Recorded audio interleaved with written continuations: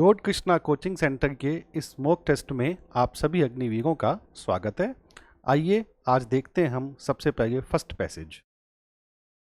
First passage ये क्या कहता है? The great defect of our civilization is that it does not know what it does with the knowledge. Defect का मतलब होता है दोष। कहते हैं कि हमारी जो सभ्यता है उसका सबसे बड़ा दोष ये है कि वह यह नहीं जानती है कि जो नॉलेज होती है, जो ज्ञान होता है, उसके साथ किस तरह से क्या करना है, करना क्या है उसके साथ, what it does with the knowledge. Science has given us powers, विज्ञान ने हमें शक्ति दी है, yet we use them like small children, लेकिन हम उस शक्ति को कैसे इस्तेमाल करते हैं? बच्चे, छोटे बच्चों की तरह। For example we do not know how to manage over machines, उदाहरण के लिए हम नहीं जानते कि जो मशीन्स हैं हमारी, उनको किस तरह से मैनेज करना है, किस तरह से उनका प्रबंधन करना है। Machines were made to be man's servant, machines जो थी वो आदमी के सर्वेंट के तौर पर बनाई गई थी। Yet he has grown so dependent on them that they in a fair way have become his masters. लेकिन हुआ क्या है, फिर भी हुआ क्या है कि आदमी ने इस तरह से अपने आप को डेवलप किया है कि आदमी उनके ऊपर डिपेंड हो गया है। किन पे डिपेंड हो गया है? मशीन पर डिपेंड हो गया है। और मशीन्स जो हैं वो आदमी की मालिक बन गई हैं। देखिए, इसमें ये कहा जा रहा है कि मशीन्स जो है वो आदमी के सर्वेंट के रूप में बनाई गई थी, लेकिन आदमी मशीन्स पर इतने ज़्यादा डिपेंड हो चुके हैं कि अब मशीन्स ही उनकी क्या हो गई हैं? मालिक हो गई हैं। Already most man spend most of their lives looking after and waiting upon machines, पहले से ही बहुत लोग ऐसे थे जो उनके जीवन भर जो थे वो मशीन की, जो मशीन्स थी उनकी देखभाल करते रहते थे और उन्हीं का वेट करते रहते थे। But the machines are very stern master, लेकिन जो मशीन है वो बहुत ही कठोर मालिक हैं। स्टर्न का मतलब होता है बेटा कठोर। They must be fed with coal, given petrol to drink, oil to wash with, and they must be kept at right temperature and handled by knowledgeable artisans. देखो बेटा, यहाँ पे आपसे क्या कहा जा रहा है कि मशीन को किस चीज़ की ज़रूरत होती है? मशीन को कोयले की ज़रूरत होती है, मशीन को पेट्रोल की ज़रूरत होती है, ठीक है। मशीन को एक राइट टेम्परेचर पर रखा जाना चाहिए और मशीन को हैंडल किया जाना चाहिए आर्टिसंस, यानी जो नॉलेजेबल आर्टिसंस हैं। आर्टिसंस का मीनिंग होता है बेटा कारीगर। जो नॉलेजेबल कारीगर हैं उनके द्वारा मशीन को हैंडल किया जाना चाहिए। If they do not get their comprehension meals और not maintain properly they grow सही, यदि मशीन को प्रॉपरली हम मैनेज नहीं करते तो वो क्या हो जाती हैं? सही हो जाती हैं। सही का यहाँ पर मतलब है कि उस तरह से एक्टिव नहीं रहती जिस तरह से मशीन को एक्टिव रहना चाहिए। रिफ्यूज टू वर्क और स्प्रेड र्यून एंड डिजास्टर, काम करने से मना कर देती हैं और कई बार क्या होता है? स्प्रेड र्यून, र्यून का मतलब होता है विनाश। यहाँ पर विनाश का मतलब है कि चीज़ें खराब करती हैं और डिजास्टर की तरफ लेके जाती हैं। They must bring great losses and uneven competition, they may bring great losses, machine क्या करती है बेटा? इनसे, इनकी यदि प्रॉपरली मेंटेनेंस ना की जाए तो ये काफ़ी नुकसान भी पहुंचा सकती हैं। So we have to be very attentive and look after them properly, इसलिए हमें बहुत ज़्यादा अटेंटिव यानी बहुत ज़्यादा हमें सतर्क रहने की ज़रूरत है और इनका अच्छे से ख्याल रखने की ज़रूरत है। किनका? मशीन्स का। चलिए बेटा, अब इसके क्वेश्चंस देखते हैं। आज का फर्स्ट क्वेश्चन है, पैसेज किसके बारे में है? Passage is about proper handling of children, proper handling of competition, proper handling of artisans, proper handling of knowledge. तो इसका ऑप्शन नंबर डी आंसर हो जाएगा, proper handling of knowledge. Next question की तरफ हम जाते हैं। Who or what may refuse to work if they do not get their meals और नॉट मेंटेन प्रॉपरली, क्या वो चीज़ है जिसको यदि प्रॉपरली मेंटेन ना किया जाए तो वो काम करने से मना कर सकती है? वेरी गुड, इसका आंसर हो जाएगा option number C, machine. Next question की तरफ हम जाते हैं।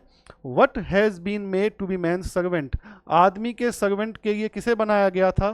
साइंस को नहीं बनाया गया था, किसको बनाया गया था? मशीन्स को बनाया गया था। तो A would be the right answer. Next question की तरफ हम जाते हैं। Who has given us the powers, हमें शक्ति किसने दी है? साइंस ने दी है बेटा, साइंस इसका आंसर हो जाएगा। Option number sorry, question number 5 की तरफ हम चलते हैं। What is the defect of civilization, हमारी जो सभ्यता है उसका दोष क्या है। हमने पहली लाइन में पढ़ा था कि हमारी सिविलाइजेशन का सबसे बड़ा दोष ये है कि हम ये जानते नहीं हैं कि नॉलेज के साथ हमें क्या करना है। So it does not know what to do with knowledge. Option number D इसका करेक्ट आंसर हो जाएगा। ये पैसेज सबको क्लियर हो गया? Very good. अब हम चलते हैं नेक्स्ट पैसेज की तरफ। देखिए नेक्स्ट पैसेज हमारा क्या कहता है। Long years ago we made it tryst with destiny. बहुत साल पहले ट्राइस्ट विद डेस्टिनी का मतलब है बेटा यहाँ पर कि भारत की जो फ्रीडम है उसकी जर्नी की शुरुआत। ठीक है, तो बहुत साल पहले हमने भारत की जो फ्रीडम की जर्नी है उसकी शुरुआत की थी। And now the time comes we shall redeem our pledge. और अब समय आ गया है कि हमने जो प्रतिज्ञा ली थी उसको हम रिडीम करें। रिडीम का मतलब उसको पूरा करें, उसको हम भुनाएं। नॉट होली और इन fully measures but very substantially. पूरी तरह नहीं और फुली मेजर्स के साथ नहीं, फुल मेजर्स यानी पूरे मापदंड के साथ नहीं, लेकिन बट वेरी सब्सटेंशियली। सब्सटेंशियली का मतलब है बेटा यहाँ पे संतोषपूर्ण तरीके से। यानी बहुत साल पहले जो भारत की आज़ादी के लिए हमने जो जर्नी स्टार्ट की थी, अब वो समय आ गया है कि हम अपने उस प्लेज को, उस प्रतिज्ञा को संतोषपूर्ण ढंग से पूरा करें। बेटा ये वो स्पीच है जब देश आज़ाद हुआ था, पंडित जवाहरलाल नेहरू ने देश की आज़ादी पर जो स्पीच दी थी, ये उस स्पीच का पार्ट है। बेटा बात क्लियर हो गई। At the stroke of the midnight hours when the world sleep, India will awake to life and freedom। कि रात के समय जब पूरी दुनिया सोती है, इंडिया जो है वो फ्रीडम और उसकी जीवन के लिए क्या है, जाग रहा है। जब देश आज़ाद हुआ था, ये प्राइम मिनिस्टर की स्पीच है, इसलिए मैंने आपको इसका कॉन्टेक्स्ट बताया है। A movement comes which comes but rarely in history. क्षण जो इतिहास में कभी कभी आते हैं, वो क्षण आया है when we step out from the old to the new, जब हम पुराने से नए में प्रवेश कर रहे हैं या प्रवेश करते हैं। when an age ends, जब एक युग का अंत होता है। and when the soul of a nation long suppressed finds utterance, जो भारत की जो सोल थी, जो आत्मा थी, जो लंबे समय तक दबाई गई थी, अंत में उसने क्या प्राप्त किया है, अटरेंस प्राप्त किया। यानी आज हम बोल सकते हैं। अटरेंस का मतलब सेइंग होता है। ठीक है, हमारी एक से हो गई है, हमारी एक वॉइस हो गई है, हमने उसे प्राप्त किया। It is fitting that at this solemn movement we take the pledge of dedication. तो यह जरूरी है कि इस मूवमेंट पर हम क्या करते हैं, हम प्लेज, हम प्रतिज्ञा लेते हैं किसकी, of dedication to the service of the India and her people and to the still larger cause of humanity. हम इस मूवमेंट पर, यह जरूरी है कि हम इस मूवमेंट पर हम प्रतिज्ञा लेते हैं। क्या प्रतिज्ञा लेते हैं कि जो भारत है और भारत के जो लोग हैं, हम डेडिकेशन के साथ उनकी सेवा करेंगे, जो and to the still larger cause of humanity, और हम जो मानवता है उसका भी ख्याल रखेंगे। चलिए बेटा अब हम इसके क्वेश्चंस की तरफ जाते हैं। What did we make long years ago, हमने क्या किया था बहुत साल पहले। इंडिया की जो जर्नी थी उसको, इंडिया की जो फ्रीडम की जो जर्नी थी उसको एंड तक पहुंचाने का हमने संकल्प लिया था। इसको बोला जाता है tryst with destiny. Option number B इसका करेक्ट आंसर है। नेक्स्ट क्वेश्चन की तरफ जाते हैं। The midnight hour is time of India struggle, time of India freedom, Indian freedom, time of British rule, when an age ends. तो इसका answer हो जाएगा option number B, time of Indian freedom.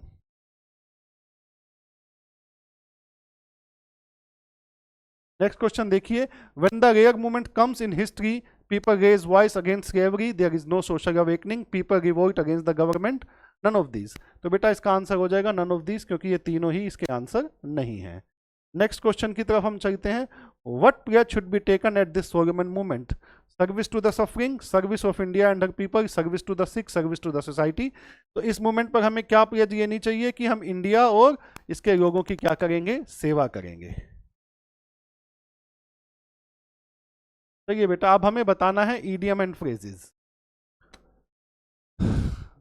Choose the correct group of words phrases from the choices given and fill in the blanks to make meaningful sentence. Unless we dash we can not succeed. अब बताइए बेटा इसमें pull up आएगा, pull through आएगा, pull down आएगा, पुल together आएगा। मैं 30 second का टाइम देता हूं, आप इस क्वेश्चन का आंसर कीजिए।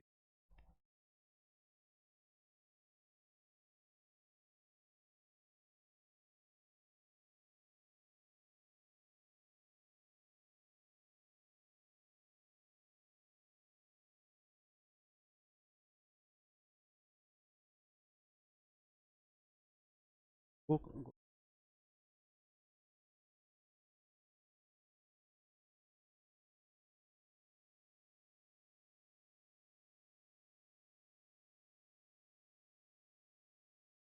हम्म, बोलो।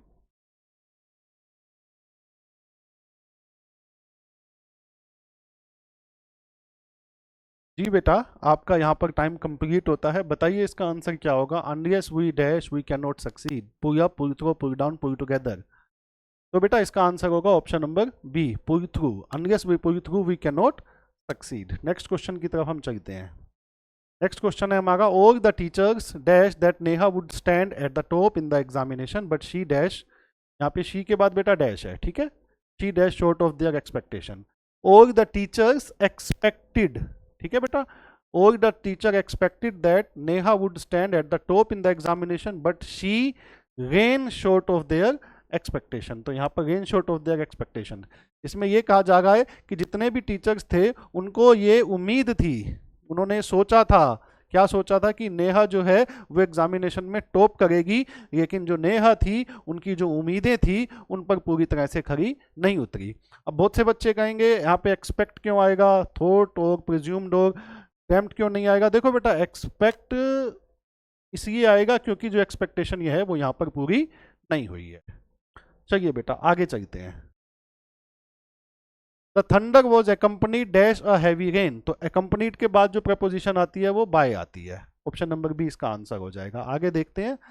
आगे हमें यहाँ पे बताना है, each sentences has been divided into 4 parts, one part of the sentence contains an error। Error बतानी है हमें, indicate the part which has been error। हमें उस पार्ट को इंडिकेट करना है जिसमें क्या है, एरर है। he was honorably acquitted from the charges। देखो बेटा, एक्विटेड के साथ फ्रॉम नहीं आता, मैंने पहले भी बताया था एक्विटेड के साथ जो प्रेपोजिशन आती है वो होती है ऑफ। तो ऑप्शन नंबर सी इसका आंसर हो जाएगा क्योंकि इस वाले पार्ट में क्या है, एरर है। नेक्स्ट क्वेश्चन की तरफ हम जाते हैं। हमारा नेक्स्ट क्वेश्चन है, there was so much cattle on the road that it was difficult to drive safely. देखिए बेटा, कैटल जो है इसका मीनिंग होता है पशु, यानी कैटल जो है वो काउंटेबल नाउन है, प्लूरल नाउन है लेकिन काउंटेबल नाउन है। मच जो है वो अनकाउंटेबल नाउन के साथ आता है। तो किस पार्ट में एरर है, बी वाले पार्ट में एरर है क्योंकि मच कैटल के साथ नहीं आएगा।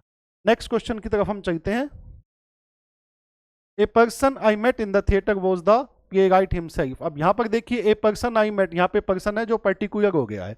तो जब भी कोई नाउन पर्टिकुलर हो जाता है तो उसके साथ क्या आता है, द आता है। तो किस पार्ट में एरर है, ए वाले पार्ट में एरर है। ये आर्टिकल की एरर है। बात समझना कि जिससे मैं थिएटर में मिला था, हम उस पर्सन की बात कर रहे हैं जिससे मैं थिएटर में मिला। थिएटर में मैं जिस पर्सन से मिला, तो यहाँ पे पर्सन पर्टिकुलर हो गया, पर्टिकुलर नाउन हो गया। नाउन पर्टिकुलर हो गया तो उस नाउन के साथ द आता है। नेक्स्ट क्वेश्चन की तरफ हम जाते हैं। Choose the proper sequence from the 4 alternative. ये P K O R S का क्वेश्चन है। अब देखिए बेटा, actually for him dash the freeing of India, P was more important than the development into a free man of the Indian. अब देखो बेटा, इसमें आपसे क्या कहा जा रहा है, एक्चुअली फॉर हिम। अब एक्चुअली फॉर हिम के बाद पी तो आ नहीं सकता, पी वाला ऑप्शन नहीं आ सकता क्योंकि वॉज नहीं आएगा, इनटू भी नहीं आएगा, आर वाला ऑप्शन भी नहीं आ सकता। तो जो पी वाला ऑप्शन है वो कट गया, आर वाला ऑप्शन वो कट गया। अब आ गया for him of the Indian, of the Indian भी नहीं आ सकता तो एस वाला ऑप्शन भी कट गया। द डेवलपमेंट, हाँ ये क्यू वाला जो ऑप्शन है ये इसका आंसर होगा। ध्यान से देखो बेटा, मैंने पहले भी बताया था पी क्यू आर एस को, पी क्यू आर एस आपको कैसे करने हैं। आपको 4 ऑप्शंस देखने हैं। फॉर हिम के बाद वोज नहीं आ सकता क्योंकि ये सब्जेक्ट के बाद आता है। Into, for him into a free man, ये कोई सेंस नहीं बनता तो इनटू वाला ऑप्शन भी नहीं आएगा। ऑफ भी नहीं आएगा तो बचा क्या, बचा क्यू। तो एक्चुअली तो क्योंकि एस पी आर से शुरू होने वाला जो ऑप्शन है वो आंसर नहीं हो सकता, तो बचा क्या, क्यू। इसलिए ए इस ऑप्शन इसका आंसर हो जाएगा। नेक्स्ट क्वेश्चन की तरफ हम देखते हैं बेटा।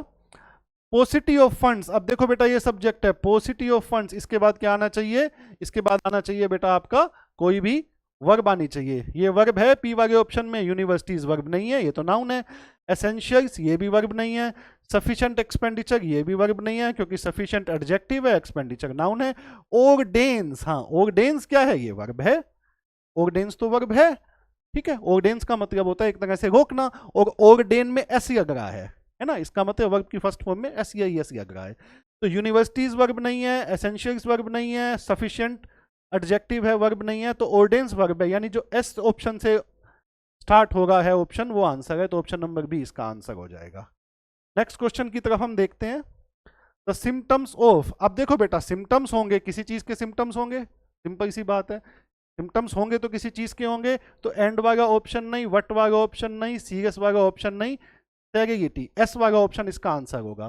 तो एस वाला ऑप्शन, सी ऑप्शन इसका आंसर होगा। बेटा ये फटाफट इस तरह से होता है, आपको बस सिम्टम्स तो किसी चीज के होंगे ना, तो ऑफ के बाद एंड आएगा नहीं, पी वाला ऑप्शन हट गया, वट आएगा नहीं, ये नहीं आएगा, सीरियस फॉरगेटफुलनेस और कंफ्यूजन ये भी नहीं आएगा, सिम्टम्स ऑफ सेरिटी इंक्लूड, तो एस वाला ऑप्शन इसका आंसर होगा। नेक्स्ट क्वेश्चन की तरफ हम चलते हैं। बेटा हमें सिनोनिम बताना है, किसका? इनकम्बरेंस का। तो इनकम्बरेंस का जो सिनोनिम्स होता है वो क्या होता है बेटा? बर्डन होता है। ठीक है, नेक्स्ट क्वेश्चन की तरफ हम जाते हैं।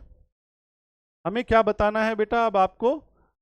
मंडेन का जो है वो हमें क्या बताना है? नियरेस्ट इन द मीनिंग, वो वर्ड बताना है जो मंडेन के मीनिंग के नियरेस्ट हो, यानी सबसे नजदीक हो, एक तरह से सिनोनिम ही बताना है। तो मंडेन का जो सिनोनिम हो जाएगा वो क्या हो जाएगा? वर्डगी। वर्डगी को हिंदी में बोलते हैं बेटा सांसारिक। ठीक है, नेक्स्ट क्वेश्चन देखते हैं बेटा। Select the word opposite in the meaning to the word utilized in the sentence. ये जो वर्ड है many people try to resist, इस resist का बताना था। ये बेटा इटालियन फॉर्म में लिखा था, ये हाँ थोड़ा सिंपल लिख दिया, कोई बात नहीं। रेजिस्ट का जो है वो हमें क्या बताना है बेटा? अपोजिट बताना है। तो रेजिस्ट का मतलब होता है एक तरह से विरोध करना। तो विरोध करने का अपोजिट क्या होगा? स्वीकार करना, एक्सेप्ट करना, बी इसका आंसर हो जाएगा। नेक्स्ट क्वेश्चन की तरफ हम जाते हैं। हमें एंटोनिम बताना है नर्वस का। देखो कोई आदमी नर्वस होता है तो उसका अपोजिट वर्ड क्या होगा? कोई आदमी कॉन्फिडेंट होता है, तो confident option number a nervous का अपोजिट हो जाएगा, ये इसका आंसर है। नेक्स्ट क्वेश्चन की तरफ हम जाते हैं। फैटल, फैटल का मतलब होता है एक तरह से नाशवान, घातक। तो इसका अपोजिट क्या हो जाएगा? हमें सिनोनिम बताना है, सॉरी सिनोनिम बताना है, अपोजिट नहीं बताना। फैटल का मतलब होता है घातक, नाशवान, तो इसका सिनोनिम हो जाएगा मोर्टल। ठीक है जी, मोर्टल इसका सिनोनिम हो जाएगा फैटल का। नेक्स्ट देखते हैं हम। हमें स्पेलिंग बतानी है जो करेक्ट है। तो इन चारों में जो करेक्ट स्पेलिंग है जक्स्टापोजिशन की, वो ऑप्शन नंबर ए जो है ये इसका आंसर होगा। नेक्स्ट क्वेश्चन की तरफ हम जाते हैं। हमें आर्टिकल बताना है। द मैनेजर और असिस्टेंट, यहां पर बताना था बेटा हमें आर्टिकल। द मैनेजर और dash assistant was going to देगी। अब द मैनेजर और dash assistant was going to देगी। अब द मैनेजर और द असिस्टेंट, ठीक है, यहाँ पे मैनेजर पर्टिकुलर है तो असिस्टेंट भी पर्टिकुलर हो जाएगा। ठीक है, असिस्टेंट से पहले हमें आर्टिकल बताना था, तो असिस्टेंट से पहले क्या आ जाएगा? द आ जाएगा। क्लियर हो गया सभी को? चलिए आज इतना ही, मिलते हैं हम आपसे next mock. Thank you so much. सही थी।